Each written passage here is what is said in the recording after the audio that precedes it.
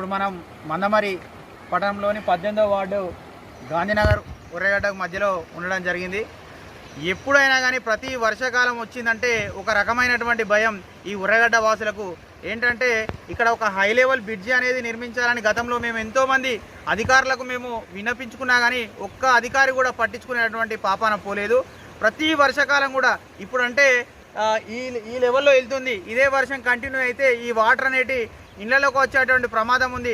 అలాగే ఈ వాటర్తో పాటు ఇక్కడ మాకు ఉన్నటువంటి ప్రధానమైనటువంటి సమస్యలు ఏంటంటే మేము అసలు మందమరి మున్సిపాలిటీ పరిధిలో ఉన్నామా లేదంటే ఎక్కడన్నా కొండ ప్రాంతాలలో బ్రతుకుతున్నాం అనేటువంటి విషయం అనేది మాకు ఇప్పటికీ అర్థం కానటువంటి విషయం. ఇంకా మరీ ముఖ్యంగా చెప్పాలంటే కాలువలు అనేటి కాలువలను పట్టించుకునే పాపన పోలేదు. శానిటైజర్ విషయంలో కానీ ఆ వాటర్ అనేటి ఇళ్లకు కూడా వచ్చినాయి. వాటితో పాటు పాముల బెడద అనేక రకమైనటువంటి సమస్యలతోని మేము ఇక్కడ బాధపడడం జరుగుతుంది.